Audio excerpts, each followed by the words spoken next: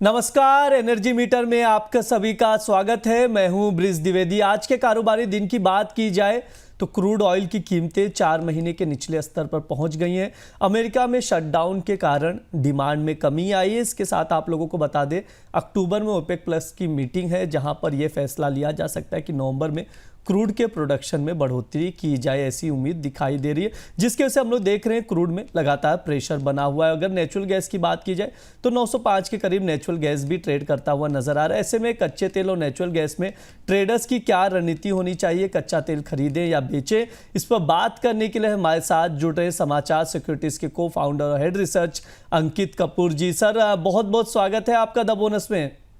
जी नमस्कार sir, crude पर बातचीत शुरुआत करते हैं। जिस तरह से हम लोग फंडामेंटल्स देख रहे हैं, अमेरिका में शटडाउन है तो डिमांड की कमी है, क्रूड के प्राइसेस ऑलरेडी 4 महीने के निचले स्तर पर पहुंच गए हैं, ओपेक प्लस की मीटिंग है, प्रोडक्शन बढ़ाने की बात की जा रही है, तमाम फंडामेंटल्स है। सर, क्या लग रहा है जिस तरह से क्रूड पर प्रेशर बना हुआ है, एमसीएक्स पर अगर अभी देखें तो 5440 के करीब क्रूड ट्रेड करता हुआ नजर आ रहा है। ब्रेंट क्रूड पर नजर डालें या WTI क्रूड पर भी देखें तो प्रेशर बना हुआ है। ब्रेंट क्रूड 65 है, WTI 60 के आसपास है।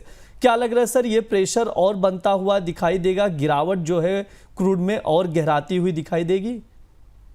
जी बिल्कुल। लास्ट टाइम जब हमने बात करी थी बुधवार को, तो 50 से 5600 के आसपास में बिकवाली की राय दी थी, 5680 के स्टॉप लॉस से, और 5480 का टारगेट दिया गया था।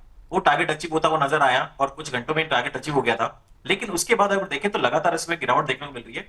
5400 का एक मेजर सपोर्ट बना हुआ है, तो मुझे लगता है कि शॉर्ट टर्म में वापस एक उछाल देखने को मिलेगा। तो 5400 के आसपास में बाय करी जा सकती है। 5360 छोटा सा स्टॉप लॉस है, उसको लगा के चलिए। 5480 तक के वापस टारगेट देखने को मिल सकते हैं। लेकिन जैसा कि आपने बोला, शटडाउन है, डिमांड की जो रीजन है, उसके कारण कहीं ना कहीं वापस से प्रेशर देखने को मिलेगा। तो उछाल पे वापस से 5480 के आसपास मिलता है, बिकवाली कर सकते हैं। 5550 का स्टॉप लॉस रहेगा और नीचे में 5400 तक के टारगेट वापस से देखने को मिलेंगे। आज फ्राइडे है तो एक रेंज में ट्रेड करता हुआ नजर आ सकता है। लेकिन अगर 5400 के नीचे वीकली क्लोजिंग देता है तो शायद आने वाले टाइम में 5250 से लेके 5100 तक के भी लेवल्स देखने को मिल सकते हैं। जी बिल्कुल। क्रूड ऑयल में यहाँ पर थोड़े से अगर डिप जिस रेंज में अगर देखें अभी भी हम लोग, तो आसपास ही ट्रेड करता हुआ रहा है। 5440 रुपये प्रति बैरल के करीब ट्रेड कर रहा है। तो यहाँ पर अगर 5400 का रेंज मिलता है तो वहाँ पर बाय करें। 5480 के टारगेट के लिए स्टॉप लॉस ज़रूर लगाएं। 5360 का जो रेंज बता रहे, जो 5400 का रेंज है, अगर वहाँ से ब्रेक डाउन होता है तो कीमतें और नीचे आती हुई दिखाई देंगी। इसके अलावा सर, एक चीज़ और समझना चाहूँगा, लगातार हम लोग देख रहे हैं रशिया और अमेरिका के बीच जो तनाव है बढ़ता हुआ दिखाई दे रहा है। ग्राफिक्स के थ्रू भी मैं चाहूँगा एक बार ग्राफिक्स प्ले कर दिया जाए, तो जो दर्शक हैं वो इस वीडियो जो देख रहे वो ग्राफिक्स भी देख ले। सर, पुतिन ने अब ये बोला है कि अमेरिका के दबाव के आगे भारत नहीं झुकेगा, क्योंकि अगर जो प्रेशर बनाया जा रहा है, सैंक्शन लगाया जा रहा है अमेरिका से भारत पर, अगर वो दबाव में झुकता है तो उसका रशिया से रिलेशन खराब होगा, जो कि उसको और लॉस दे सकता है। और पुतिन ने यह भी कहा कि रशिया भारत के साथ हमेशा खड़ा है, पहले से भी खड़ा रहा है सपोर्ट के लिए, आगे भी खड़ा रहेगा। सर, इस जो फैक्टर्स है, इसको कैसे आप देख रहे हैं? क्रूड ऑयल के प्राइसेस पर ये जो डेवलपमेंट्स आ रहे हैं लगातार तनाव के, उसका कितना इम्पैक्ट पड़ेगा? देखिए, ये काफी इंपैक्ट पड़ने वाला है आने वाले टाइम में, क्योंकि देखिए इससे क्या हो रहा है कि स्लगिश डिमांड हो रही है। इंडिया को काफी प्रेशर करा जा रहा है कि जो रशिया से वहां से क्रूड ऑयल नहीं खरीदे। इंडिया ने भी बोला है कि आप इराक या बाकी अदर कंट्रीज जहां पे हैं वहां के थोड़ा सा उनको जो सैंक्शंस लगे हैं उसको थोड़ा सा कम करिए, ताकि वहां से क्रूड ऑयल परचेज करा जा सके। तो इंडिया कहीं से भी लड़ने की कोशिश नहीं कर रहा है। लेकिन जो अमेरिका और रशिया का जो टेंशन है वो आने वाले टाइम में अभी लग रहा है कि और बढ़ता हुआ नजर आएगा। ओपेक कंट्रीज की तरफ से लगातार एक चीज बोली जा रही है कि हम अब प्रोडक्शन बढ़ाने की बात कर रहे हैं।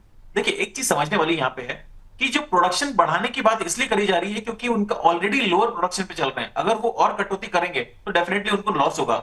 इस समय क्रूड ऑयल के प्राइसेस के अंदर इसलिए उठाव नहीं देखने को मिल रहा है क्योंकि दोनों तरफ से कहीं ना कहीं प्रेशर है। अगर वो रेट प्रोडक्शन कट करते हैं तो भी उनको प्रॉब्लम होगी, अगर वो प्रोडक्शन बढ़ाते हैं तो प्राइसेस नीचे चली जाएंगी।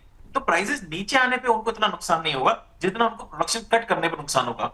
तो मेरा ये मानना है कि यहाँ पे जो प्राइसेस हैं अभी थोड़ा सा दबाव में जो चल रहा है, आने वाले टाइम में अभी और दबाव देखने को मिल सकता है। अमेरिका में शटडाउन की बात चल रही है तो डेफिनेटली वहां पे स्लगिशनेस रहेगी। बहुत टाइम से देखा जा रहा है कि चाइना का रिवाइवल देखने को नहीं मिल रहा है, इसलिए वहां पे भी ग्लोबल डिमांड जो है काफी कम है।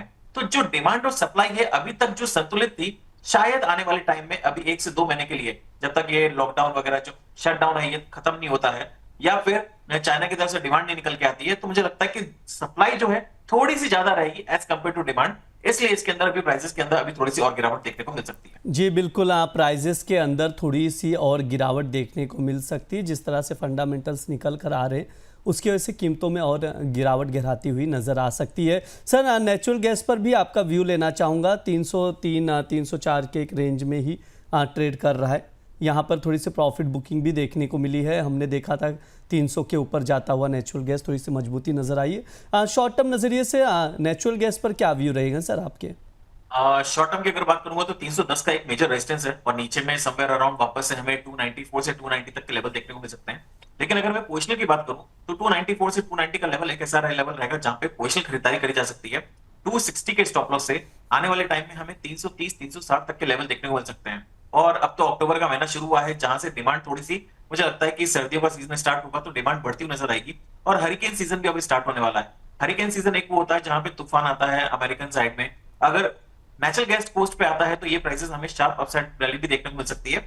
अगर हम 3 से 4 महीने का व्यू लें और ये क्रूड ऑयल की रैली 400 से 450 के लेवल, 400 से 450 के लेवल को भी क्रॉस कर जाए तो मुझे नहीं लगता कि आश्चर्य हो। सर, कब तक ये चांसेस हैं? अगले 3 से 4 महीने में। अगले 3 से 4 महीने में नेचुरल गैस में ज़बरदस्त उछाल दिखाई दे सकता है प्राइजेस में, ये सर की राय है। तो आप लोग जो फंडामेंटल्स बताए जा रहे हैं, जो रेंज बताए जा रहे हैं, उस पर आप लोग ज़रूर नज़र बनाकर रखें। इस वक्त अगर देखें तो नेचुरल गैस 304 के करीब ट्रेड करता हुआ नज़र आ रहा है। सर, जो आपने ट्रेडिंग कॉल बताई है अभी, एक बार वापस रिपीट कर देंगे?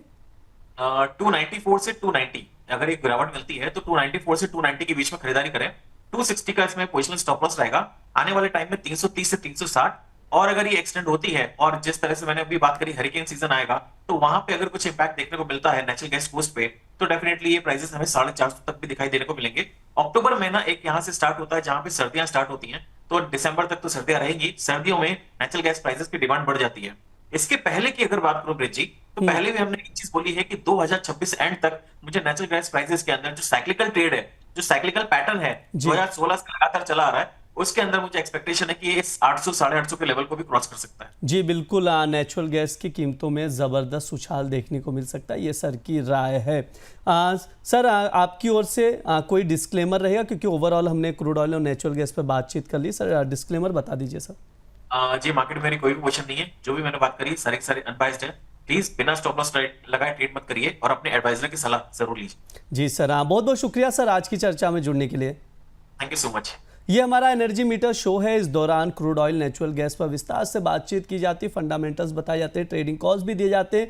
आप लोग स्टॉप लॉस लगाकर ट्रेड लेकर चल सकते हैं। इसके अलावा आप लोगों को बता दें, द बोनस की ओर से गोल्ड पर एक वेबिनार का आयोजन करने जा रहे हैं। अगर आप गोल्ड ज्वेलरी खरीदना चाहते हैं या गोल्ड में निवेश करना चाहते हैं लेकिन ऊंचे भाव से डर रहे हैं, तो आप हमारे एक्सपर्ट्स की सलाह ले सकते हैं। दिवाली और धनतेरस से ठीक पहले 11 अक्टूबर को हम गोल्ड पर एक वेबिनार का आयोजन करने जा रहे हैं, जिसमें गोल्ड की मार्केट के तमाम दिग्गज जुड़ेंगे। इस वेबिनार में आपको पता चलेगा कि गोल्ड की तेज़ी टिकाऊ है या इसमें कोई बबल है। साथ ही आप जानेंगे निवेश के लिए डिजिटल गोल्ड खरीदना कितना सुरक्षित है, गोल्ड में ट्रेडिंग कैसे करें और सही रणनीति क्या है। इस कार्यक्रम में गोल्ड ज्वेलर्स भी जुड़ सकते हैं। उन्हें पता चलेगा कि उन्हें गोल्ड में हेजिंग करनी चाहिए या नहीं, हेजिंग करें तो कहां और कैसे, क्या हो सही रणनीति।